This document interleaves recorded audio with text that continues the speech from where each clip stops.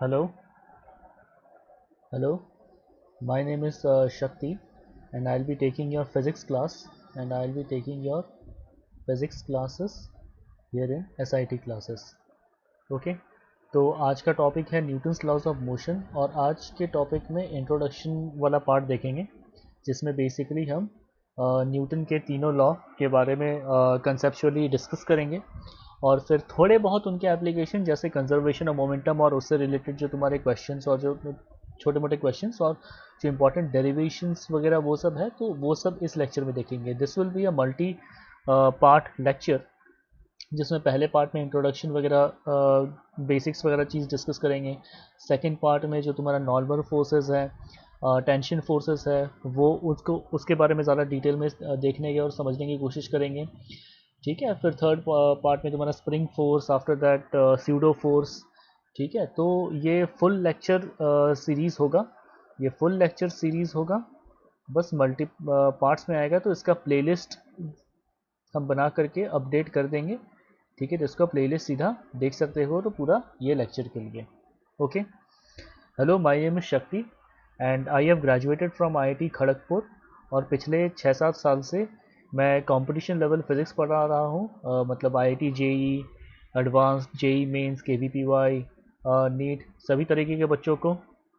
Okay, तो please subscribe to this channel. यहाँ पर मैं ऐसे ही फिज़िक्स के कई सारे लेक्चर्स और आने वाले टाइम में केमिस्ट्री, मैथ, बायो, इन सब का भी लेक्चर सीरीज़ यहाँ पे अपलोड होगा। तो please subscribe to this channel to get instant notifications while I post any new updates. Okay okay, और एक और बात, इस चैनल में मैं फ्री में टेस्ट भी ऑर्गेनाइज कराता हूँ। ठीक है, इस चैनल में मैं फ्रीक्वेंटली पोस्ट करते रहता हूँ, तो मेरे चैनल को सब्सक्राइब करोगे तो तुम्हारे पास भी ये नोटिफिकेशन आ जाएगा। और ये टेस्ट जो है वो तुम्हारे लेक्चर्स के जनरली डिस्क्रिप्शन बॉक्स के लिंक में लिंक्स पोस्टेड रहते हैं, या फिर जो पोस्ट्स में वगैरह में भी देख सकते हो। ठीक है, यूट्यूब में, सोशल मीडिया हैंडल पे मेरे, तो सभी का लिंक्स सब दिया हुआ है, तो वहाँ से जा करके चेक कर सकते हो। ओके, तो please do subscribe to this channel and tell your friends more about it. Okay, तो आज का लेक्चर शुरू करते हैं जल्दी। तो बेसिकली देखो, मोशन ऑफ एन ऑब्जेक्ट है ना, तो बेसिकली क्या है कि अगर कोई ऑब्जेक्ट, ठीक है, अपना अगर पोजीशन चेंज कर रहा है, ठीक है, अगर मान लो एक पॉइंट ऑफ टाइम में, है ना, अगर मान लो t=1 सेकेंड में ये ऑब्जेक्ट यहाँ पे था, इस पोजीशन पे था, है ना, after some time t=5 second में मान लो ये ऑब्जेक्ट जो है इस पोजीशन पे आ गया। ठीक है, इस पोजीशन पे आ गया, है ना, तो यहाँ पर हम क्या बोलेंगे कि तुम्हारा ये जो ऑब्जेक्ट है, ऑब्जेक्ट का पोजीशन चेंज हो रहा है ना, ऑब्जेक्ट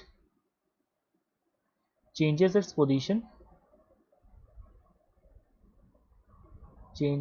पोजीशन, विथ टाइम।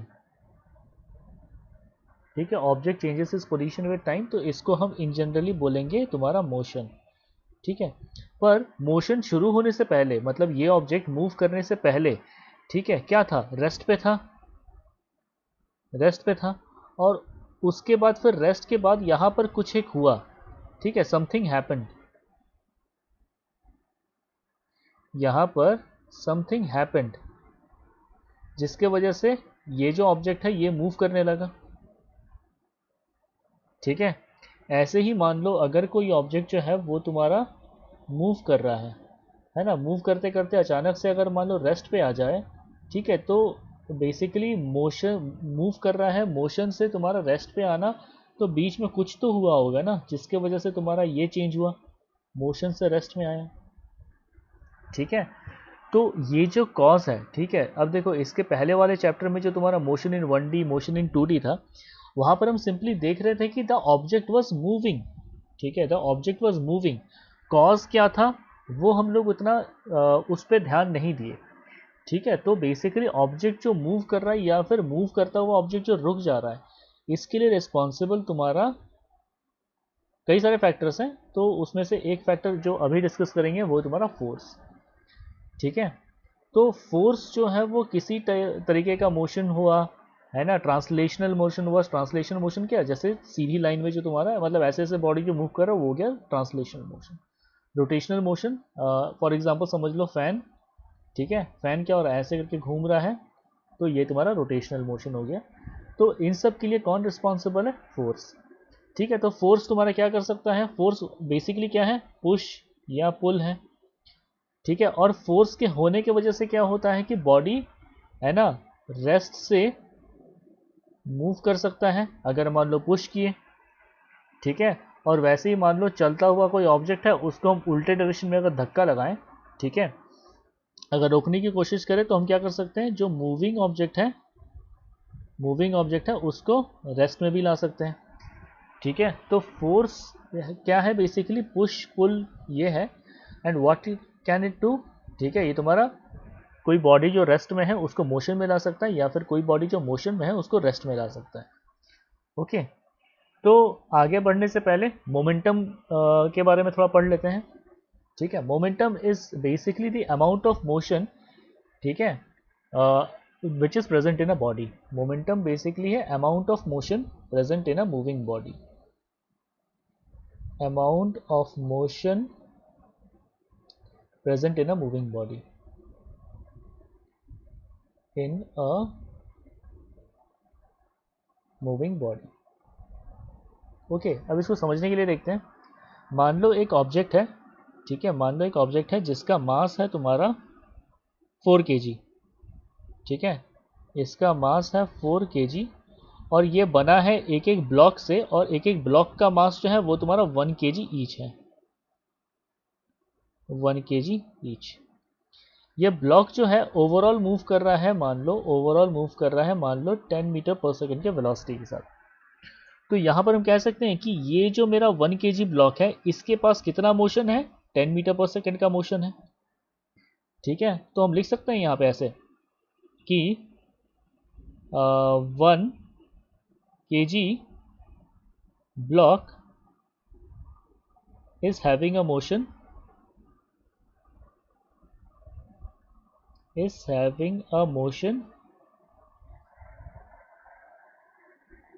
कितना? 10 मीटर्स पर सेकेंड। तो ऐसे ही तुम्हारा यूनिटरी मेथड लगा करके 4 kg ब्लॉक जो है ना, इसके पास कितना मोशन प्रेजेंट होगा? 10 इंटू 4। ठीक है, तो यहाँ पर ये इसको करके देखें तो ये क्या हो गया? बेसिकली ये जो 4 है ये तुम्हारा हो गया मास, और ये 10 क्या है? ये तुम्हारा हो गया वेलोसिटी। तो ये क्या? Product of mass and velocity है, और ये हमें क्या दे रहा है? The total amount of motion which is present in this 4 kg मास। ठीक है, तो यहाँ पर हम देखा जाए टोटल अमाउंट ऑफ मोशन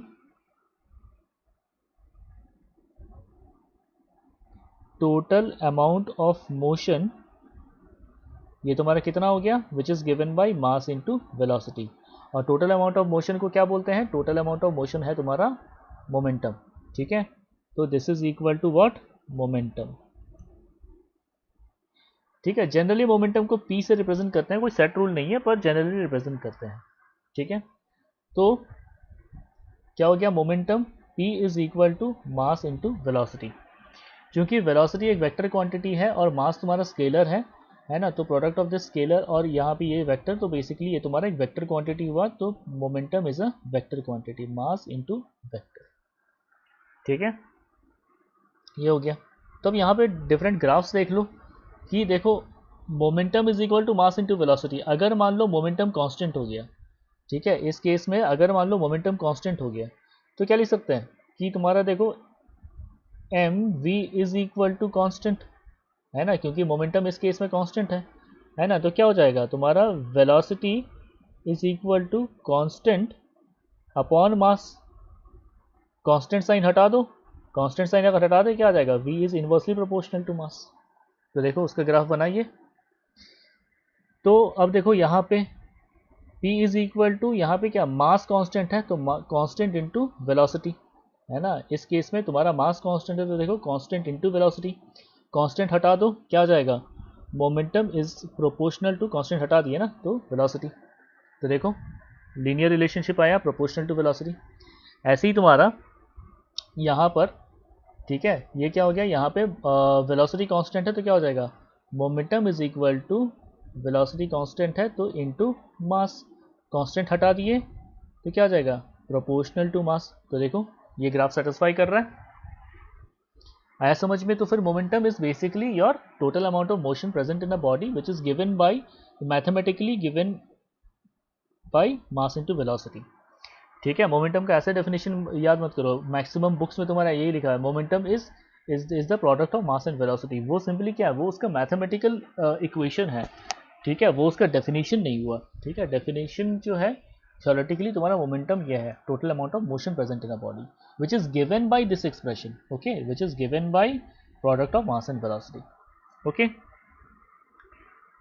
अब देखो, तो बेसिकली कंसेप्ट ऑफ फोर्स क्या है? The concept of force is used to explain mutual interaction between two material bodies as the action of one body on another in form of push or pull while brings out or tries to bring out a change in the state of motion of the two bodies। ठीक है, तो जैसे याद करो, जो हम पहले बता रहे थे कि एक बॉडी जो था वो तुम्हारा रेस्ट पे था, रेस्ट से अचानक मोशन में आ गया। ओके, और एक बॉडी था जो कि तुम्हारा मोशन में था। ठीक है, मान लो एक कार जो है वो तुम्हारा मोशन में था, फिर अचानक से ब्रेक लगा है या फिर सामने से कुछ भी रोकने की कोशिश किया, तो जैसे तैसे करके ये तुम्हारा आ गया रेस्ट पे। ठीक है, तो ये देखो, ये रेस्ट में रहना ये भी तुम्हारा एक स्टेट ऑफ मोशन है, ये भी तुम्हारा एक स्टेट ऑफ मोशन है ना। ये ऐसा स्टेट ऑफ मोशन है जहाँ पे वेलोसिटी ज़ीरो है। ठीक है, और मूव करना तो ये तो तुम्हारा स्टेट ऑफ मोशन ही है। ठीक है, इस स्टेट ऑफ मोशन में तुम्हारा क्या, वेलोसिटी कांस्टेंट हो सकता है, वेलोसिटी चेंज हो सकता है, कुछ भी हो सकता है। तो बेसिकली फोर्स देखो क्या है, the concept of force is used to explain mutual interaction between two material bodies as the action of one body on another in form of push और पुल विच ब्रिंग्स आउट, देखो, which brings out और tries to bring out a change in state of motion. तो यहाँ पे देखो, rest एक state है motion का, ऐसी मोशन तुम्हारा दूसरा स्टेट है। ठीक है, मोशन का, तो इन दोनों के बीच में चेंज लाता है। तो यहाँ पे देखो, ये जो स्टेट है, state of motion, state of motion से फोर्स लगा करके हम क्या किए, स्टेट ऑफ रेस्ट पे लेकर के आ गए। ठीक है, स्टेट ऑफ रेस्ट पे लेकर के आ गए। तो बेसिकली फोर्स रिस्पॉन्सिबल जो है वो तुम्हारा आपस में इंटरेक्ट करके जैसे तैसे, है ना, कोई बॉडी रेस्ट में है तो रेस्ट से मोशन में लेके आ गया, तो और या अगर कोई बॉडी मोशन में है तो मोशन से रेस्ट में लेकर के आ गया। ठीक है, तो फोर्सेस को बेसिकली तुम्हारा कांटेक्ट एंड फील्ड फोर्सेस के पॉइंट ऑफ व्यू से समझते हैं। कांटेक्ट फोर्सेस वो फोर्सेस होते हैं, कांटेक्ट फोर्स तुम्हारे वे फोर्सेस होते हैं जिसमें फोर्स को एक्ट करने के लिए कांटेक्ट होना ज़रूरी है। ठीक है, फोर्स को एक्ट करने के लिए, फोर्स टू एक्ट, ठीक है, कांटेक्ट इज मस्ट। ठीक है, और फील्ड फोर्सेस ऐसे हैं जिसमें फोर्स को एक्ट करने के लिए कांटेक्ट होना ज़रूरी नहीं है। ठीक है, force to act, contact is not necessary. ठीक है, इसका एग्जाम्पल क्या है, जैसे अर्थ किसी ऑब्जेक्ट को खींच रहा है। ठीक है, अर्थ पुलिंग ऑफ बॉल। ठीक है, या फिर दो मैग्नेट रिपेलिंग ईच अदर, है ना, मैग्नेट रिपेलिंग ईच अदर, इसमें भी देखो टच करने की ज़रूरत नहीं है ना, चार्जेस अट्रैक्टिंग और रिपेलिंग ईच अदर, ऐसे कई सारे केसेस हैं। और देखो फोर्स जिसमें तुम्हारा ज़रूरी है कांटेक्ट होना, जैसे मान लो फुटबॉल खेल रहे हो। ठीक है, बिना बॉल को किक किए बॉल तो मूव करेगा नहीं, तो बॉल को मूव कराने के लिए किक करना ज़रूरी है, और जब किक हो रहा है तब क्या हो रहा है, कांटेक्ट हो रहा है। तो such type of forces are your contact forces, और जहाँ पे तुम्हारा कांटेक्ट होने की ज़रूरी नहीं है वो तुम्हारा हो गया फील्ड फोर्सेस। जैसे अर्थ मून को खींच रहा है, सन अर्थ को खींच रहा है। ठीक है, कोई ऑब्जेक्ट को अगर तुम ऊपर फेंकते हो तो अर्थ क्या करेगा, उसे वापस खींच करके अपनी तरफ लाएगा। तो इस टाइप के फोर्सेस को कहेंगे तुम्हारा फील्ड फोर्सेस, क्योंकि देख सकते हैं यहाँ पे कोई कांटेक्ट नहीं हो रहा है। ओके, अगर दो मैग्नेट ला करके एक दूसरे के पास लाओगे, अगर मान लो रिपेल कर रहा है एक दूसरे को या अट्रैक्ट कर रहा है, तो वो भी तो तुम्हारा बिना कांटेक्ट किए अट्रैक्ट कर रहा है ना, दूर से ही खींच रहा है। ऐसे चार्जेस आपस में, like charges repel each other, unlike charges attract each other. तो यहाँ पर भी तुम्हारा क्या हो रहा है कि यहाँ पर भी बिना कांटेक्ट किए एक दूसरे को इन्फ्लुएंस कर रहे हैं ना, एक दूसरे के बीच में इंटरेक्शन हो रहा है। देखो म्यूचुअल इंटरेक्शन हो रहा है, एक दूसरे को, यहाँ पे देखो लिखा हुआ है ना, एक दूसरे को अट्रैक्ट करना या रिपेल करना, ठीक है, म्यूचुअल इंटरेक्शन यही है। Okay, now basic characteristics of a force. Now force is a vector quantity, ठीक है, फोर्स तुम्हारा एक वेक्टर क्वांटिटी है जिसका तुम्हारा मैग्नीट्यूड होता है और उसका डायरेक्शन भी होता है। To predict how a force acts motion of a body we must know its magnitude, ठीक है। तो बेसिकली फोर्स का इफेक्ट है ना मोशन ऑफ अ बॉडी पे, फोर्स का effect motion of a body पे, ठीक है, तुम्हारा मतलब मोशन ऑफ अ बॉडी में मतलब क्या इम्पैक्ट किया, उसके लिए हमको क्या जानना ज़रूरी है, फोर्स का magnitude, direction and point on the body where force is applied, है ना, कितना मैग्नीट्यूड का है ये फोर्स, ठीक है, किस डायरेक्शन में लगा है फोर्स और कहाँ पे लगा है फोर्स, ये तीन चीज़ जानना ज़रूरी है।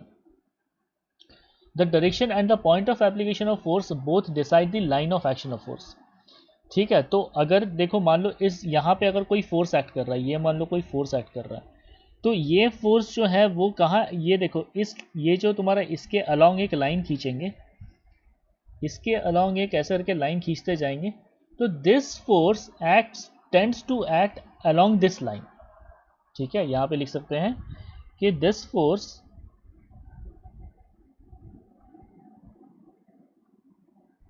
Tends to act along this dotted line, ठीक है, और ये जो डॉटेड लाइन है इसको क्या बोलेंगे, इसको बोलेंगे लाइन ऑफ एक्शन, ठीक है, शॉर्ट में जनरली लोग लिखते हैं लाइन ऑफ एक्शन, ठीक है। तो अगर मान लो कोई ऑब्जेक्ट जो है वो इस लाइन ऑफ एक्शन पे लाई कर रहा है, अगर मान लो ये बॉल इस लाइन ऑफ एक्शन में लाई कर रहा है, तो हम देख सकते हैं कि ये जो फोर्स है वो किस पॉइंट पे एक्ट करेगा, यहाँ पे एक्ट करेगा, ना कि यहाँ पे, है ना, क्योंकि यहाँ से लाइन ऑफ एक्शन नहीं जा रही है।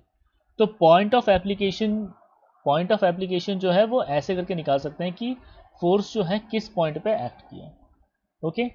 और अगर मान लो ये ऑब्जेक्ट अगर इस लाइन ऑफ एक्शन में लाई नहीं कर रही है, तो उसका इम्प्लीकेशंस क्या है, उसको रोटेशनल मोशन जो चैप्टर है या फिर रिजिड बॉडी डायनामिक्स जो चैप्टर है, ठीक है, वो जब आएगा तो वहाँ पर डिटेल में एक्सप्लेन करेंगे, ओके।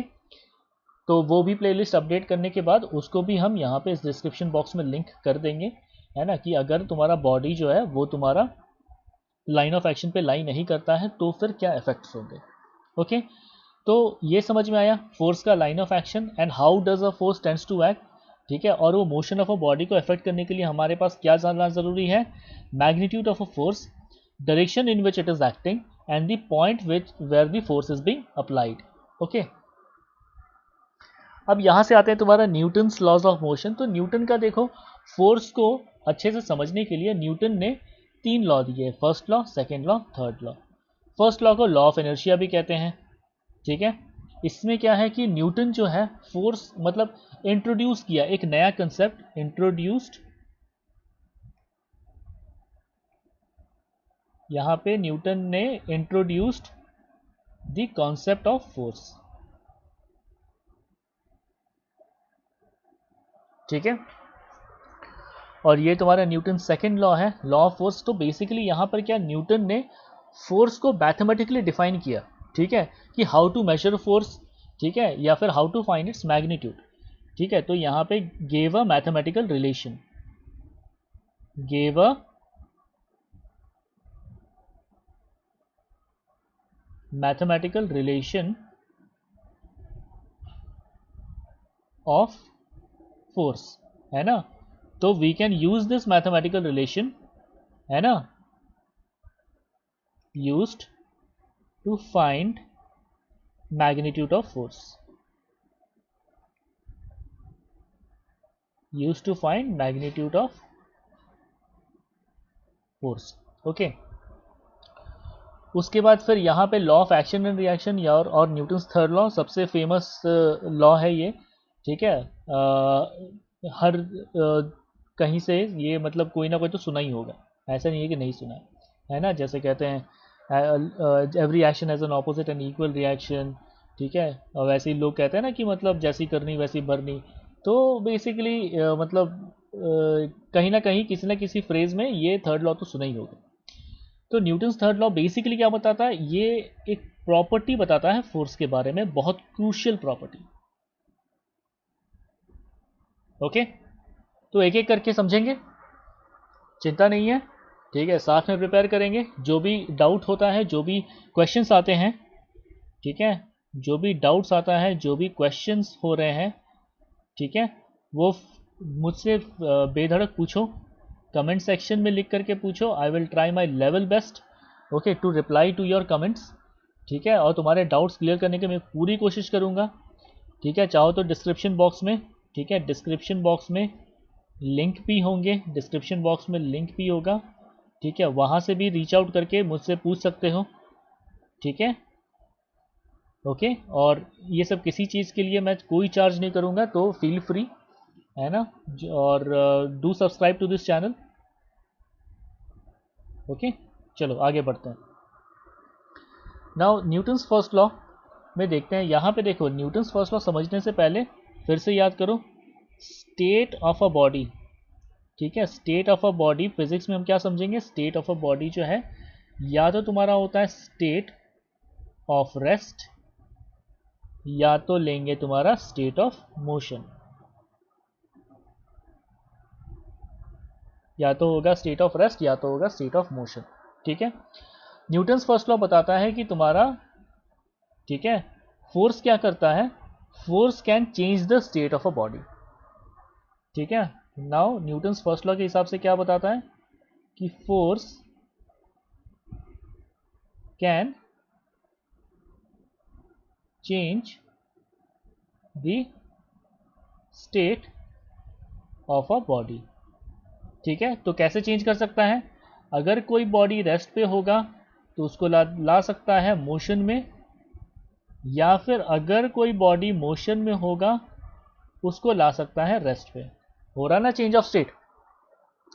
तो ऐसे में अब उल्टा सोचो कि अगर मान लो फोर्स नहीं लगा है, अगर मान लो फोर्स, देखो मतलब चेंज स्टेट का उसको चेंज करने के लिए फोर्स लगाना बहुत ज़रूरी है, ठीक है। तो अगर मान लो फोर्स नहीं लगा है, if we do not apply force, if we do not apply force, तो ऐसे में स्टेट तो कभी चेंज हुआ ही नहीं, स्टेट विल नेवर चेंज, ठीक है। तो ऐसे में स्टेट तो तुम्हारा कभी चेंज हुआ ही नहीं। तो ऐसे में हम समझ सकते हैं कि मतलब क्या, अगर कोई बॉडी रेस्ट पे है, अगर कोई बॉडी रेस्ट पे है तो it will continue to be at rest, continue to be at rest. और अगर कोई बॉडी मोशन में है, और यहाँ पे मोशन जो लिख रहे हैं वो एक्सेलरेटेड मोशन नहीं, वो तुम्हारा होगा कांस्टेंट वेलोसिटी, ठीक है। स्टेट ऑफ मोशन, इसमें जो तुम्हारा मोशन है इसको लेंगे तुम्हारा कांस्टेंट वेलोसिटी, इसको लेंगे तुम्हारा कांस्टेंट वेलोसिटी, ओके। तो मोशन जो है, ठीक है, अगर कोई मतलब स्टेट जो तुम्हारा चेंज नहीं हो रहा है, अगर तुम्हारा रेस्ट है में है तो it will continue to be at rest, और अगर मोशन में है मतलब कांस्टेंट वेलोसिटी वाला मोशन, तो it will continue to be at motion, okay. तो ऐसे में हम समझ सकते हैं कि बॉडी का, किसी भी बॉडी का एक इनहेरिटेड प्रॉपर्टी है जिसके वजह से body tends to maintain its present state of motion. जैसे अगर कोई बॉडी रेस्ट में है और हम उसमें फोर्स नहीं लगा रहे हैं, तो वैसे में क्या होगा, body continues to remain at rest. तो ऐसे में बॉडी का, एवरी बॉडी, ठीक है, every body has a natural tendency, has a natural tendency to maintain its present state, है ना। जब हम फोर्स नहीं लगा रहे हैं ना, चेंज इट्स प्रेजेंट स्टेट, तो उस केस में समझ सकते हो। तो ऐसे में क्या होगा कि बॉडी का कोई हमेशा टेंडेंसी होता है अपने प्रेजेंट स्टेट को मेंटेन करना, ठीक है। तो दैट टेंडेंसी इज कॉल्ड, ठीक है, that tendency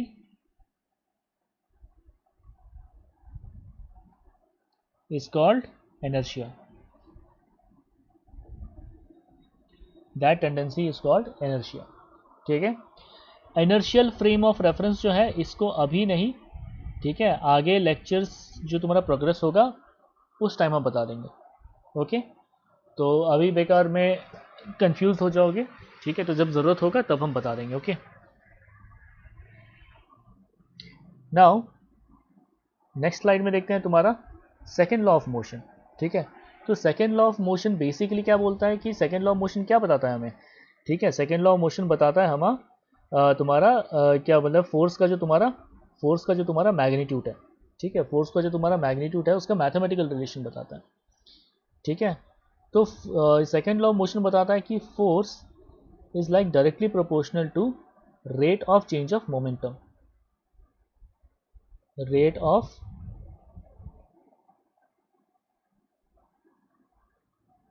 change of momentum. ठीक है, तो बेसिकली क्या बता सकते हैं कि जो तुम्हारा फोर्स है, फोर्स इज प्रोपोर्शनल टू, है ना, मतलब change in momentum upon change in time.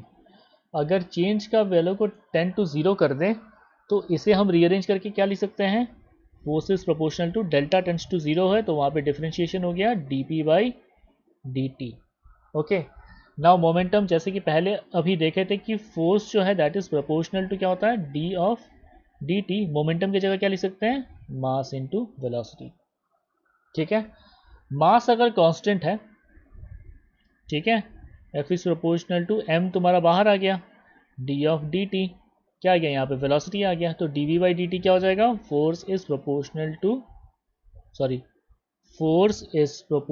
To mass into acceleration dv by dt. Okay, तो ये यहाँ से देखो force is proportional to mass into acceleration, तो प्रोपोर्शनल हटाओगे तो तुम्हारा प्रोपोर्शनलिटी कांस्टेंट आएगा. मान लो तुम्हारा k m इंटू ए, के तुम्हारा प्रोपोर्शनलिटी कांस्टेंट हो गया और k को ले लेंगे तुम्हारा 1. तो बेसिकली मेरा क्या रिलेशन आ रहा है, force is equal to mass into acceleration. Okay, force तुम्हारा हो गया मास इनटू एक्सेलरेशन के बराबर. तो हम देख सकते हैं कि इस फॉर्मूला की मदद से कितना अमाउंट ऑफ फोर्स लगा we can find using formula F equals mass into acceleration. हम क्या कर सकते हैं, अमाउंट ऑफ फोर्स निकाल सकते हैं या फिर मैग्नीट्यूड ऑफ फोर्स निकाल सकते हैं. ओके, तो अब फोर्स को हम कैसे डिफाइन कर सकते हैं कि 1 newton of force is basically equal to, है ना, कि जब तुम्हारा 1 किलोग्राम मास अगर किसी ऑब्जेक्ट का है, वो अगर 1 मीटर पर सेकेंड स्क्वायर के एक्सेलरेशन के साथ अगर मूव कर रहा है, ठीक है, 1 मीटर पर सेकेंड स्क्वायर के एक्सेलरेशन के साथ मूव कर रहा है, तो then we can define this as 1 newton. और न्यूटन क्या है, तुम्हारा यूनिट ऑफ फोर्स है. यूनिट ऑफ फोर्स तुम्हारा क्या हो गया, न्यूटन, जिसका सिंबल हो गया N. ठीक है, ये जो भी प्रेजेंटेशन का जो भी ये क्लास नोट्स हैं, इन सब का डिस्क्रिप्शन में तुम्हारा लिंक सारे मिल जाएंगे, तो वहां से जा करके ये क्लास नोट्स फिर से रिव्यू करके पढ़ सकते हो. ओके, तो मैथमेटिकली देखो, mathematically force is proportional to dp by dt. Proportional sign हटाएंगे तो k तुम्हारा कांस्टेंट आया, प्रोपोर्शनलिटी कांस्टेंट. ठीक है, और ये जो तुम्हारा प्रोपोर्शनलिटी कांस्टेंट है, जिस k को बेसिकली इक्वल टू 1 ले रहे हैं, तो तुम्हारा फोर्स इज इक्वल टू तुम्हारा हो गया डिफरेंशिएशन d ऑफ dt, है ना, mv. Okay, now if the mass of a system is constant, अगर तुम्हारा मास कांस्टेंट है तो m बाहर आ गया, dv बाई dt, तो force is equal to mass into acceleration. ठीक है, तो अगर मान लो एट अ गिवन इंस्टेंट, अगर मान लो एक्सेलरेशन की वैल्यू कुछ डेफिनेट वैल्यू है, तो उस इंस्टेंट में जो भी तुम्हारा फोर्स का वैल्यू होगा that is called as force, मतलब F instantaneous at that point. Instantaneous is equal to mass into acceleration का इंस्टेंटेनियस वैल्यू. अगर एवरेज वैल्यू निकाल रहे हैं तो क्या हो जाएगा, एवरेज एक्सेलरेशन का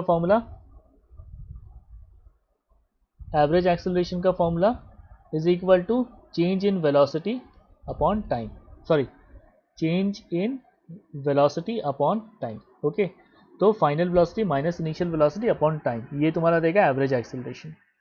ठीक है, क्लियर है। ये तुम्हारा उस केसेस के लिए, ये तुम्हारा ये जो है ये तुम्हारा उस केसेस के लिए वैलिड है जहाँ पे acceleration is also variable. Acceleration जो है वो तुम्हारा वेरिएबल है ना, मतलब कांस्टेंट एक्सेलरेशन नहीं है, एक्सेलरेशन चेंज हो रहा है। ठीक है, उन सब केसेस के लिए अगर एक्सेलरेशन पल पल अगर तुम्हारा चेंज हो रहा है तो तुम्हारा एक गिवन इंस्टेंट पे फोर्स कितना लग रहा है, तो वहाँ से ए इंस्टेंटेनियस निकाल के कर सकते हो। और या फिर तुम्हारा over an interval of T, इसमें तुम्हारा एवरेज फोर्स कितना लगा, तो एवरेज एक्सेलरेशन निकाल के कर सकते हो ये फॉर्मूला लगा करके। ठीक है, now third law, the most awaited. ठीक है, देखो फोर्स जो क्या है बेसिकली क्या है, थर्ड लॉ की तुम्हारा action is equal to reaction, ये तो सही है। ठीक है, action force will be equal to reaction force, इतना दूर तो सही है। पर इसके बाद फिर एक और इंपॉर्टेंट पॉइंट है जो कि अक्सर लोग भूल जाते हैं, वो ये कि तुम्हारा जो एक्शन फोर्स है एंड रिएक्शन फोर्स, ठीक है, they both act on different bodies. ठीक है, एक्ट ऑन डिफरेंट बॉडीज। ठीक है, तो कहने का मतलब ये है कि अगर मान लो ये तुम्हारा अर्थ है और ये तुम्हारा मून है, तो ग्रेविटेशनल फोर्स के वजह से अर्थ क्या कर रहा है, मून को खींच रहा है। तो अर्थ मून को खींचा तो इस डायरेक्शन में खींचेगा ना, अर्थ ने मून को खींचा, तो यहाँ पे this will be force acting on moon due to earth. ठीक है, अब ये तुम्हारा अगर एक्शन फोर्स है, ये अगर तुम्हारा एक्शन फोर्स है, तो रिटर्न में क्या हो रहा है, मून अर्थ को खींच रहा है, तो मून अर्थ को खींचेगा तो क्या इस तरफ खींचेगा ना, तो this will be like force acting on earth due to moon. ठीक है, तो ये तुम्हारा क्या हो गया, रिएक्शन फोर्स। तो वेक्टोरियम देख सकते हैं कि मतलब ये क्या, ये एफ एम ई और F E M magnitude wise same है ना, पर चूंकि ये अलग अलग बॉडीज में काम कर रही हैं between a given pair of bodies, तो इनका डायरेक्शन ऑपोजिट हो गया, जो कि हम यहाँ पे देख सकते हैं ऑपोजिट डायरेक्शन में है। तो हम यहाँ पे क्या लिखेंगे, F M E is equal to minus of F E M, equal in magnitude but opposite in direction. ठीक है, इसलिए ये इक्वेशन लिखा गया है। ओके,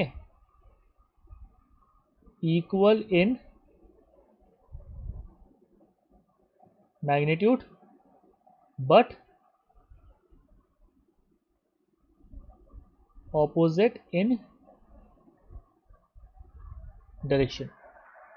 ठीक है, अब जैसे कि मैंने पहले बताया कि I have graduated from IIT Kharagpur और पिछले 6-7 साल से मैं फिजिक्स पढ़ा रहा हूँ। ठीक है, तो ये छोटे छोटे पॉइंट्स होते हैं, है ना, हालांकि देखने मतलब ऐसे कहने में या फिर देखने में तो बहुत सिली सा, बहुत छोटा सा पॉइंट लगता है, पर क्वेश्चन सॉल्व करते टाइम यही छोटे छोटे मिस्टेक स्टूडेंट्स करते हैं। ठीक है, तो इसलिए ये सब जो कुछ कुछ इंपॉर्टेंट पॉइंट्स हैं, ये हम आने वाले लेक्चर्स में ऐसे करके बहुत सारे छोटे छोटे ऐसे करके नुस्खे, टिप्स, ट्रिक्स, ये सब हम बताते रहेंगे। तो just like do follow me, do subscribe me to me. ठीक है, तो इस चैनल में मैं उससे रिलेटेड और भी कंटेंट सारे अपडेट करता रहूँगा, और तुम्हारे टेस्ट भी हम ले रहे हैं, टेस्ट भी हम कंडक्ट करा रहे हैं स्टूडेंट्स के लिए। ठीक है, और वो भी फ्री। ठीक है, ताकि स्टूडेंट्स जो हैं, जो अफोर्ड नहीं कर सकते हैं, है ना, मतलब हायर क्वालिटी एजुकेशन, तो उनको भी फ्री में कम से कम एक्सेस मिले। Like education is a basic right, basic need. Okay, तो and I am here to address that. Okay, तो ये तुम्हारा हो गया थर्ड लॉ। अब देखते हैं तुम्हारा इम्पल्स। ठीक है, तो कभी कभार क्या होता है कि ओवर एन इंटरवल, जैसे देखा जैसे T1 से लेके T2 इंटरवल में तुम्हारा फोर्स जो है वो तुम्हारा कांस्टेंट नहीं है, फोर्स तुम्हारा वेरी कर रहा है। जैसे अगर मान लो ऐसा कि मेरा बैट है, ठीक है, बैट है, और ये बैट से क्या कर रहे हैं, हम बॉल को स्ट्राइक किए। ठीक है, बॉल मान लो ऐसे इस डायरेक्शन में आया, हम स्ट्राइक किए, बॉल फिर इस डायरेक्शन में चल गया, तो क्या होगा, फोर्स क्या होगा, देखो इनिशियली बॉल आकर के ऐसे करके, अगर बहुत स्लो मोशन में देखोगे, बॉल ऐसे करके आके टच करेगा, फिर जोर से मतलब इस पे इम्पैक्ट हुआ, और उसके बाद फिर तुम्हारा क्या होगा, धीरे धीरे करके लीव करेगा, है ना। तो यहाँ पे ये जो पॉइंट आ रहा है, यहाँ पे मैक्सिमम इम्पैक्ट हो रहा है। और यहाँ पे क्या ऐसे करके धीरे धीरे टच कर रहा है, उसके बाद फिर यहाँ पे मैक्सिमम पूरा का पूरा बॉडी टच किया, इम्पैक्ट मैक्सिमम है, और फिर धीरे धीरे करके लीव करने लगा। तो ये सिंपली एक एग्जाम्पल था, ठीक है, इसको लिटरल सेंस में मत लेना। तो कहने का मतलब ये है कि ओवर ए स्मॉल इंटरवल अगर मान लो फोर्स अगर झट से कहीं काम कर रहा है ना, एक झटके में काम कर गया, कुछ एक झटके में अचानक से फोर्स लगा, तो उन सब केसेस में फोर्स जो है ना वो कांस्टेंट नहीं रहता generally.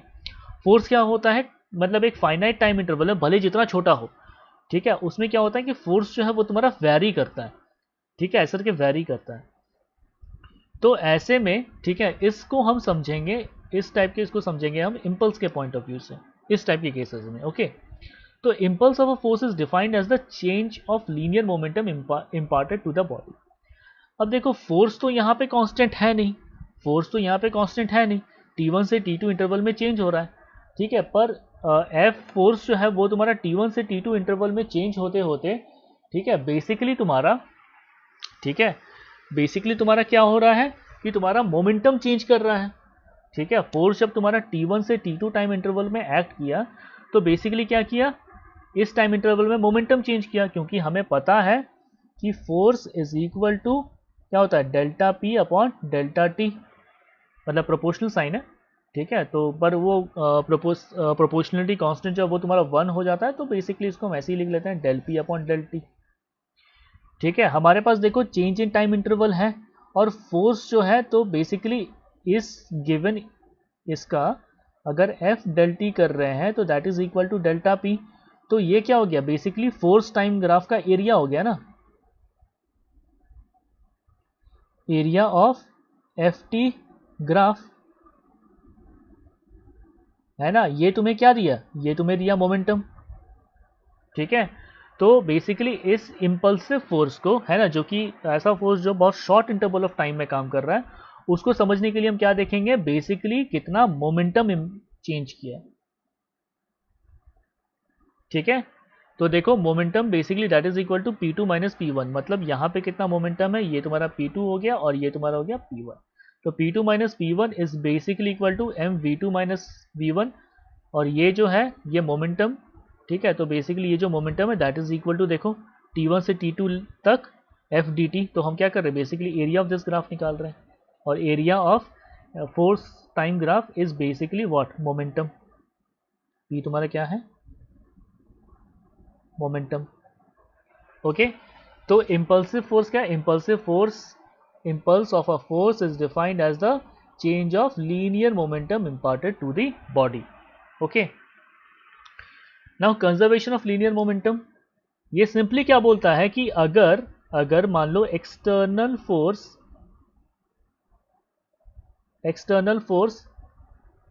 Acting on a body, अगर वो तुम्हारा जीरो है, तो वैसे में क्या बोलेगा, उस बॉडी का मोमेंटम कांस्टेंट रहेगा या फिर कंजर्व्ड रहेगा, ठीक है। उस बॉडी का मोमेंटम जो होगा वो तुम्हारा कंजर्व्ड होगा, ठीक है। तो देखो F is equal to D P by D T था, तो अगर फोर्स तुम्हारा एक्सटर्नल फोर्स जीरो है, अगर तुम्हारा एक्सटर्नल फोर्स जीरो है, तो इसका मतलब P तुम्हारा कांस्टेंट हुआ कि नहीं, क्योंकि एक कांस्टेंट का डिफरेंशिएशन तुम्हें क्या देगा, जीरो देगा। तो P तुम्हारा कांस्टेंट है, मतलब क्या कि बेसिकली मोमेंटम जो है वो तुम्हारा कंजर्व्ड हो गया, ठीक है। जो चेंज इन मोमेंटम था, मतलब मोमेंटम P जो है वो तुम्हारा कांस्टेंट है, ठीक है। इसका मतलब बेसिकली क्या कर सकते हैं कि तुम्हारा initial momentum of a body, है ना, अगर कोई चेंज हो रहा है, मान लो इनिशियल से फाइनल हो रहा है और बॉडी में एक्सटर्नल कोई फोर्स काम नहीं कर रहा है, तो ऐसे में क्या बोल सकते हैं कि initial momentum is basically equal to final momentum, ठीक है। इन सबको एग्जांपल दे करके समझेंगे, ठीक है। तो फिलहाल P कांस्टेंट होने का ये फिजिकल मतलब था। ओके, तो जैसे कि यहाँ पे देख सकते हैं कि देखो for a system of two particles in the absence of external force, तो मेरे पास दो पार्टिकल हैं, ठीक है, दो पार्टिकल हैं, ये मान लो तुम्हारा है m1 और ये पार्टिकल है m2, और इसका मान लो v1 वेलोसिटी था और इसका मान लो v2 वेलोसिटी। तो इसके पास कितना p1 मोमेंटम हो गया और इसके पास p2 मोमेंटम हो गया। ओके, तो चूंकि f एक्सटर्नल जीरो है, एफ एक्सटर्नल जो है ये तुम्हारा 0 है, तो हम क्या लिख सकते हैं m1v1, ठीक है, plus m2v2 is equal to constant, क्योंकि देखो यहाँ पे हमने बताया था कि मोमेंटम तुम्हारा कांस्टेंट होना है, ठीक है। तो m1v1 plus m2v2 is equal to constant है ना। अगर इसको दोनों तरफ डिफ्रेंशिएट कर दो टाइम के रिस्पेक्ट से, है ना, तो क्या लिख सकते हैं m1 dv1 by dt plus m2 dv2 by dt is equal to differentiation of a constant, जो कि ये तुम्हारा 0 है। और ये तुम्हारा क्या दिया, ये तुम्हारा दिया m1a1 plus m2a2, this is equal to 0। m1a1 तुम्हारा क्या हो गया f1, ठीक है, और m2a2 क्या हो गया तुम्हारा हो गया f2, this is equal to 0। तो यहाँ से लिख सकते हैं f1 is equal to minus f2, मतलब इन दोनों पार्टिकल के बीच में ये तुम्हारा m1 था और ये तुम्हारा मान लो m2 था। इन दोनों पार्टिकल के बीच में अगर ये मान लो f1 और ये तुम्हारा f2 फोर्स है तो ये वैलिड है। क्यों, क्योंकि यहाँ पे ये f1 और f2 क्या हुआ, these are internal forces, these are internal forces. हम क्या बोले थे, एक्सटर्नल फोर्स 0 होना चाहिए था, तो एक्सटर्नल फोर्स 0 हो तो ऐसे में इंटरनल फोर्सेस भी अगर लग रहे हैं तो भी तुम्हारा मोमेंटम क्या है, तो भी तुम्हारा मोमेंटम कंजर्व्ड है। ओके, तो यहाँ पे गन और बुलेट वाला प्रॉब्लम, ठीक है, गन और बुलेट वाला प्रॉब्लम। तो यहाँ पे क्या है कि मतलब गन है, गन के अंदर बुलेट है, ट्रिगर दबाए, यहाँ पे आग लगा और बुलेट तुम्हारा बाहर निकला, ठीक है। तो देखो मास ऑफ गन तुम्हारा mg, मास ऑफ बुलेट हो गया mv, ठीक है। उसके बाद फिर क्या हो जाएगा, बुलेट जब फायर हुआ vv वेलोसिटी के साथ आगे बढ़ा तो vg वेलोसिटी के साथ क्या होगा, गन रिकॉइल करेगा। तो initial momentum of this whole system is equal to rest, क्योंकि गन को लेके भाग नहीं रहे हो, गन ऐसर के लेकर के रेस्ट में है, ठीक है। तो क्या है कि initial momentum of gun plus bullet is equal to 0, ठीक है। तो initial momentum of this system is equal to 0। Final momentum क्या हो जाएगा, है ना, देखो गन इस डायरेक्शन में जा रहा है vg वेलोसिटी के साथ, तो क्या हो जाएगा, देखो mg vg ये हो गया मोमेंटम ऑफ गन, और ये क्या हो गया, बुलेट तुम्हारा इस डायरेक्शन में जा रहा है, तो ये तुम्हारा क्या हो गया प्लस mv vb, है ना, दिस इज इक्वल टू 0। क्यों, क्योंकि initial momentum will be equal to final momentum, initial momentum इस केस में is equal to final momentum. और ऐसा क्यों, ऐसा क्यों, क्योंकि एक्सटर्नल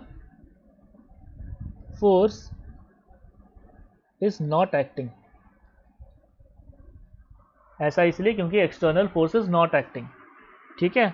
तो इनिशियल मोमेंटम तुम्हारा 0 था और फाइनल मोमेंटम तुम्हारा क्या आया था, mg vg plus mb vb। तो इसको इक्वेट कर लो तो देखो ये आ जाएगा, इसको दूसरे साइड ले जाओगे माइनस आ गया, तो velocity of gun is equal to negative of mass of bullet upon mass of gun, ठीक है, इंटू वेलोसिटी ऑफ बुलेट। अब देखो ये रेशियो जो है, देखो बुलेट का मास कितना छोटा होता है ना, बुलेट का मास काफ़ी कम होता है और गन का मास बहुत ज़्यादा होता है, तो this ratio will be less than 1। तो ऐसे में तुम्हारा क्या, recoil velocity will also be, recoil velocity will also be less than velocity of bullet. इसलिए बुलेट जिस वेलोसिटी के साथ जाता है, गन का रिकॉइल करने का जो वेलोसिटी है वो उससे कम ही होता है। ओके, नेक्स्ट देखते हैं। तो अब देखते हैं तुम्हारा ये मतलब रॉकेट वाला सिचुएशन, ठीक है। इसमें बेसिकली क्या है, एक रॉकेट है m मास का, और देखो रॉकेट क्या होता है कि ये अपने आप को ऊपर आगे ले जाने के लिए जो रिक्वायर्ड फ्यूल होता है उसको भी कैरी करता है, और जैसे जैसे जो मतलब जो ईंधन है इसका, जो भी फ्यूल है वो जल करके गैस के फॉर्म में बाहर निकलता है, तो इसका रिएक्शन में क्या होता है कि मतलब इसको रिएक्शन में जो फोर्स मिलता है, रिएक्शन में जो थ्रस्ट मिलता है, रॉकेट उसके वजह से यहाँ पे ये तुम्हारा इस वेलोसिटी के साथ ऊपर आगे की तरफ बढ़ रहा है, ठीक है। और जो मतलब जो गैसेस निकल रहे हैं वो इस डायरेक्शन में यू, ठीक है। तो सारे देखते हैं, देखो m0 जो है initial mass of a rocket, ठीक है, मतलब टेक ऑफ करने से ठीक पहले, ठीक है, टेक ऑफ करने से ठीक पहले रॉकेट का मास क्या था?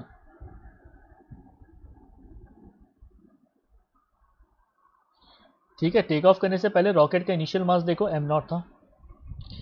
m is equal to mass of rocket at any instant t। ठीक है, तो ये क्या हो रहा है, रॉकेट जो है ऐसा के धीरे धीरे ऊपर जा रहा है, तो after at a certain instant t, ठीक है, m हो गया उस इंस्टेंट पे मास का रॉकेट। ठीक है, सॉरी रॉकेट का मास। तो यहाँ से लेकर के मतलब ग्राउंड से लेकर के टी टाइम तक पहुँचने के लिए कुछ गैसेस भी तो मतलब कुछ फ्यूल जो है वो तुम्हारा बर्न होकर के बाहर निकला होगा, तो क्या हो जाएगा, मास तुम्हारा कम होते जाएगा। ठीक है, तो m हो गया उस इंस्टेंट पे mass of rocket. mr is equal to residential mass of empty container of rocket. तो बेसिकली क्या है कि ऐसे करते करते मान लो स्पेस तक पहुंचते पहुंचते रॉकेट का सारा फ्यूल खत्म हो गया है ना, रॉकेट का सारा जितना भी मतलब फ्यूल लेकर के ईंधन लेकर के ऊपर बढ़ रहा था सब खत्म हो गया। ठीक है, तो जब सब खत्म हो गया तो ऐसे में क्या जो मतलब रॉकेट का जो खाली टीना या फिर खाली जो बॉडी है, कार्कस है, सिर्फ वही बचा।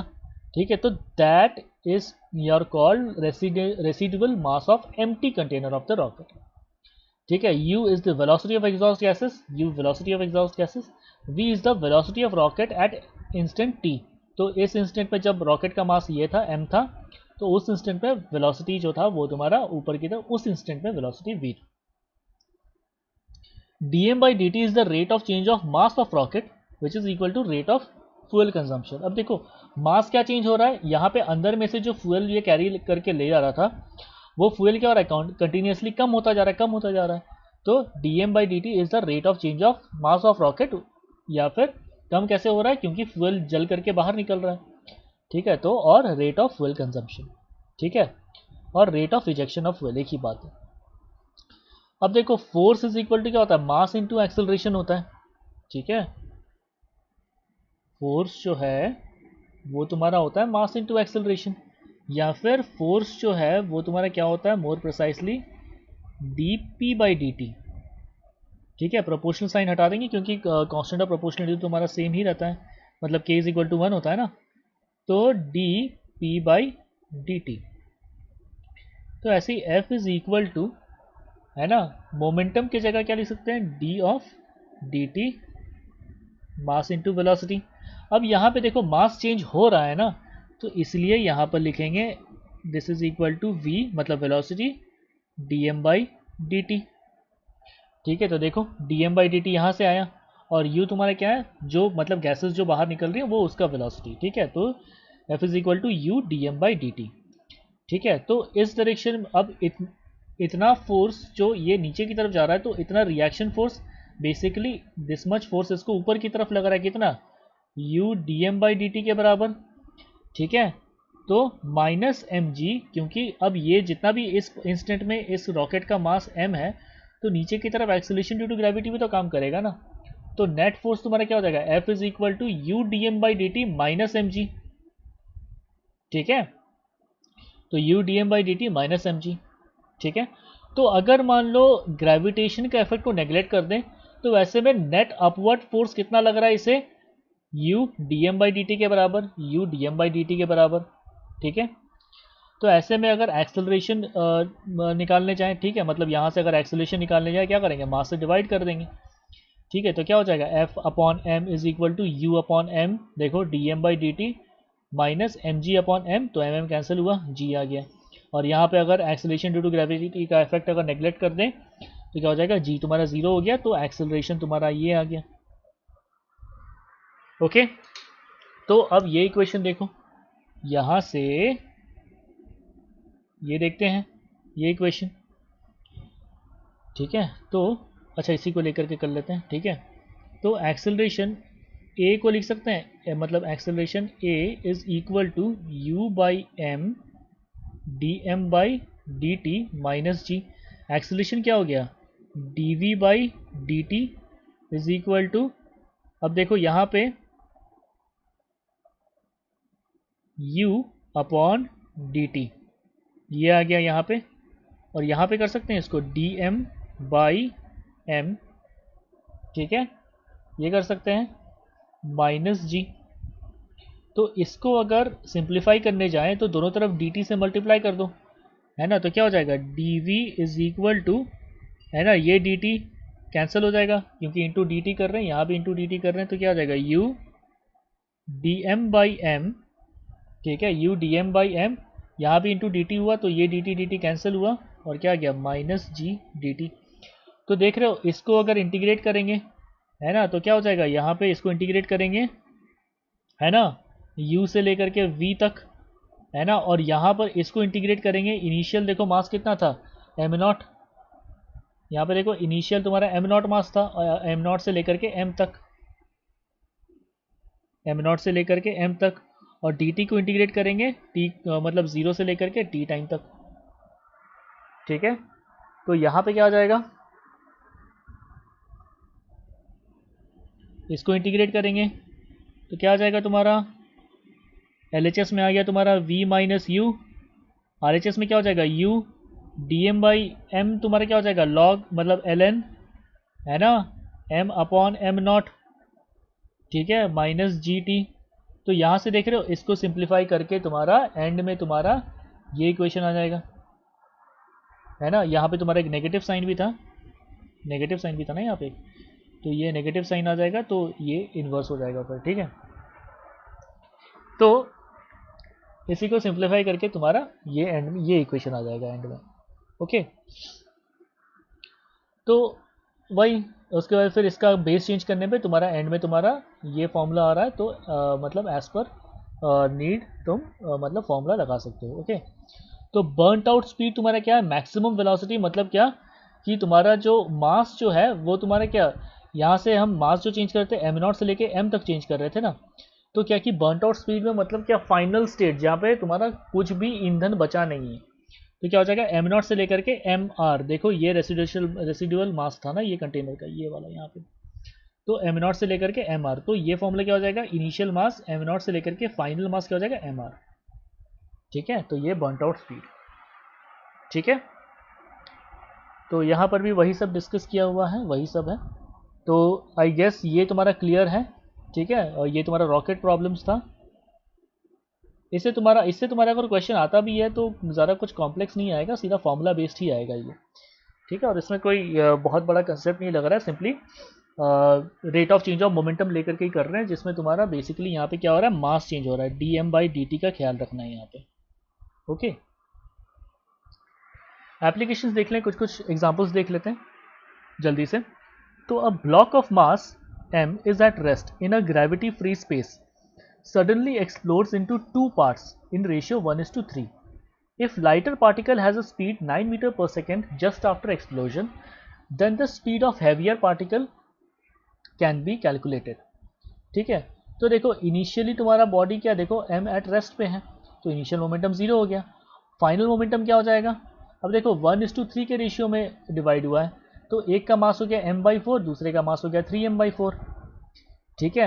अब m/4 मास मतलब एक जो है, इफ द लाइटर पार्टिकल मतलब m/4 मास वाला 9 मीटर पर सेकेंड के स्पीड से मूव कर रहा है, तो यहाँ पे अज्यूम कर लिए कि ये आई कैप मतलब पॉजिटिव एक्स एक्सिस के डायरेक्शन में, पॉजिटिव एक्स एक्सिस एज्यूम कर लिए, ठीक है, पॉजिटिव एक्स एक्सिस के डायरेक्शन में ये मूव कर रहा है 9 मीटर पर सेकेंड के वेलोसिटी के साथ, तो मोमेंटम क्या हो जाएगा, और ये पार्टिकल का मास कितना है m/4 है, तो m/4 इंटू 9, m/4 इंटू 9 और पॉजिटिव एक्स एक्सिस का डायरेक्शन आई कैप, ठीक है। तो प्लस यहाँ क्या हो जाएगा 3m/4 v वेक्टर मतलब जिस भी डायरेक्शन पे हो। अब तुम्हारा initial momentum equal to final momentum होना है, क्योंकि मोमेंटम कंजर्व रहेगा क्योंकि एक्सटर्नल फोर्स इसमें 0 है, ठीक है, F एक्सटर्नल 0 है इसलिए मोमेंटम कंजर्व रहना है। इनिशियल मोमेंटम हो गया तुम्हारा 0, तो फाइनल मोमेंटम क्या हो जाएगा दिस थिंग, तो this is also equal to 0, है ना। सिंप्लीफाई कर लोगे तो तुम्हारा देखो वेलोसिटी वेक्टर तुम्हारा ये आ रहा है, तो मतलब इसका देखो -3 आई कैप आया ना, मतलब क्या कि ये बॉडी जो है जो कौन सा 3m/4 मास वाला था, ये किस डायरेक्शन में जाएगा, ये उल्टे डायरेक्शन में ट्रैवल कर रहा है, ठीक है। ये किस डायरेक्शन में, नेगेटिव एक्स एक्सिस में, कितने वेलोसिटी के साथ 3 मीटर्स पर सेकेंड वेलोसिटी के साथ, ओके। नेक्स्ट एग्जांपल देखते हैं। A man of mass m standing on a frictionless floor throws a ball of mass m with speed u, ठीक है। ये बॉल ऑफ मास है m इसका मैन का, और ये बॉल फेंका u वेलोसिटी के साथ इस डायरेक्शन में, और ये फ्रिक्शनलेस फ्लोर पे खड़ा है, the velocity of man after he throws the ball is v। ठीक है, तो देखो ये तुम्हारा इस डायरेक्शन में फेंका तो इसका मोमेंट मतलब इनिशियली तो दोनों ये क्या बॉल को लेकर के खड़ा था ना चुपचाप, तो इनिशियल मोमेंटम तुम्हारा हो गया जीरो, इनिशियल मोमेंटम हो गया जीरो। फिर क्या हो गया, ये डायरेक्शन को पॉजिटिव एक्स मान लो, तो यहाँ पे ये क्या इस डायरेक्शन में फेंका तो इसका मोमेंटम क्या हो गया m इंटू यू, और किस डायरेक्शन में पॉजिटिव एक्स डायरेक्शन में तो एम यू आई कैप। ठीक है, और ये क्या हो गया एम वी वेक्टर के साथ जिस भी डायरेक्शन में गया तो प्लस एम वी वेक्टर, तो ये हो गया तुम्हारा फाइनल मोमेंटम। और यूजिंग कंजर्वेशन ऑफ मोमेंटम क्या कर सकते हैं कि initial momentum is equal to final momentum. ठीक है, तो initial momentum is equal to final momentum, क्योंकि अगेन यहाँ पे एक्सटर्नल फोर्स जीरो है, इस मैन को कोई पुश नहीं किया। ठीक है, इसने मैन ने बॉल को पुश किया, तो ये जो था ये इंटरनल फोर्स था, ये चलेगा। पर अगर तुम यहाँ पे खड़ा होकर के तुम अगर मान लो इस मैन को या बॉल को पुश करते है ना, तो वो एक्सटर्नल फोर्स हो जाता, तो वहाँ यहाँ पे ऐसा कोई पुश करने वाला है नहीं, तो एक्सटर्नल फोर्स तुम्हारा हो गया जीरो। तो ऐसे में क्या हो गया M U I cap plus M capital M U I cap plus capital M V vector is equal to zero. हमको वी वेक्टर चाहिए है ना, तो V vector is equal to small M U upon क्या हो जाएगा, मतलब minus हो गया यहाँ पे, और कैपिटल एम आई कैप। इस वेलोसिटी के साथ ये बेसिकली उल्टे डायरेक्शन में मूव कर रहा, क्योंकि देखो माइनस आई कैप आया ना। ओके, तो जनरल एक्सप्रेशन ऑफ फोर्स, ठीक है, जनरल एक्सप्रेशन ऑफ फोर्स तुम्हारा क्या है कि मोमेंटम क्या है, momentum is basically equal to mathematically is equal to product of mass and velocity. तो F इज इक्वल टू देखो क्या कर सकते हैं, इसका डिफ्रेंशिएशन कर दी, क्योंकि force is equal to D P by D T, तो B की जगह एम वी लिख दें तो ये आ गया है ना, तो D of D T P के जगह एम वी लिख दिए। तो अब इसमें प्रोडक्ट रूल लगा सकते हैं, प्रोडक्ट रूल लगाएंगे तो तुम्हारा क्या हो गया V है ना, ये वेलोसिटी वेक्टर है, तो D M by D T plus तुम्हारा क्या हो जाएगा M D V by D T. ठीक है, तो ये तुम्हारा कब वैलिड होगा, जब तुम्हारा मास भी चेंज हो रहा है और वेलोसिटी भी चेंज हो रहा है। ठीक है, तो ऐसे में अगर मान लो अगर तुम्हारा dm बाई डी टी जो कि नॉर्मली, ठीक है, नॉर्मली मास चेंज नहीं होता है, ठीक है, तो अगर मास तुम्हारा कांस्टेंट है तो ये पार्ट मेरा जीरो हो जाएगा और क्या रह जाएगा M D V by D T है ना। पर रॉकेट सिस्टम वाले में क्या मास चेंज हो रहा था ना, मास चेंज हो रहा था, इसलिए तुम्हारा हम क्या लेंगे F is equal to V D M by D T. देखो F is equal to D M V D M by D T, और ये तुम्हारा देखो पहला इक्वेशन था रॉकेट प्रोपल्शन सिस्टम में, वहाँ पे मास चेंज हो रहा है, हालांकि वहाँ वेलोसिटी भी चेंज हो रहा है, पर अभी चीज़ों को सिंपल रखने के लिए सिर्फ मास चेंज वाला जो सिचुएशन है उसी को कंसिडर करेंगे। ठीक है, रॉकेट प्रोपल्शन के लिए F इज इक्वल टू वहाँ पे क्या इक्वेशन था याद करो, U D M by D T, ये इक्वेशन था। तो बेसिकली U क्या वेलोसिटी रिप्रेजेंट कर रहा है, और यहाँ पे चीज़ों को सिंपल रखने के लिए रॉकेट प्रोपल्शन में इसको इग्नोर कर रहा है। ठीक है, तो इस लेक्चर में इतना ही, यहाँ पे हमने देखा है ना, बेसिकली फोर्स का इंट्रोडक्शन देखें, फोर्स का इंट्रोडक्शन देखें, फिर न्यूटन का तीनों लॉ समझे, 3 लॉ समझे, और फिर मोमेंटम के बारे में भी देखें, मोमेंटम के बारे में भी समझें। ठीक है, उसके बाद फिर कंजर्वेशन ऑफ मोमेंटम के बारे में भी देखें, और उसका एप्लीकेशन देखें और एप्लीकेशन देखें। ओके, और फिर कुछ सिंपल से एग्जांपल्स देखें। हालांकि तुम्हारा जो कंपटीशन एग्जाम्स हैं उसमें इतने सिंपल क्वेश्चंस नहीं आएंगे, पर हम लोग क्या करेंगे, हम लोग बेसिक्स चीज़ों से शुरू करेंगे और उसके बाद फिर धीरे धीरे वहाँ से बिल्डअप करते हुए हाई लेवल कंसेप्ट और हाई लेवल ट्रिक्स में जाएंगे। और जितने भी हाई लेवल क्वेश्चंस हैं, ठीक है, उसमें उन क्वेश्चंस को भी हम छांट करके यहाँ पे सॉल्व करके तुम सबको बताएंगे। ओके, तो do subscribe to this channel, okay. और यहाँ पे मतलब इस लेक्चर के बेसिस पे एक टेस्ट होगा, ठीक है, जिसका लिंक जो होगा वो तुम्हारा डिस्क्रिप्शन बॉक्स में तुम्हें मिल जाएगा। तो इस लेक्चर के आधार पे है ना, तुम ये टेस्ट अपीयर करोगे, ये टेस्ट दोगे, तो तुम्हें समझ में आएगा कि तुम्हारा मतलब तुम्हारा कंसेप्चुअली कितना अंडरस्टैंड किए हो, कंसेप्चुअली कितना समझे हो, और तुम्हारे क्या क्या डाउट्स हैं, और क्या जो भी तुम्हारे क्वेश्चंस हैं वो भी पूछ सकते हो मुझे। Feel free to ask them, doubts जो भी है feel free to ask them. ठीक है, जैसे कि मैं बताया कि मैं आईआईटी खड़गपुर से ग्रेजुएटेड हूँ, तो मैंने खुद आईआईटी निकाला है, खुद जेईई निकाला है, तो मुझे पता है कि प्रिपरेशन कैसे करना चाहिए, कैसे बच्चों से हम करवा सकते हैं। ठीक है, और वैसे में तुम्हारा प्रिपरेशन स्ट्रैटेजी क्या होगा, तो ये सब सारी चीज़ों से रिलेटेड हम आगे डिस्कस करेंगे। ठीक है, तो इस चैनल में मेरे साथ जुड़े रहो। ठीक है, do follow me, do subscribe to my channel. और यहाँ पर हम फ्री में कंटेंट तुम्हें प्रोवाइड कर रहे हैं। ठीक है, तो do follow and keep learning. Okay, I am always here to help. Okay, thank you class, thank you. Next lecture में, नेक्स्ट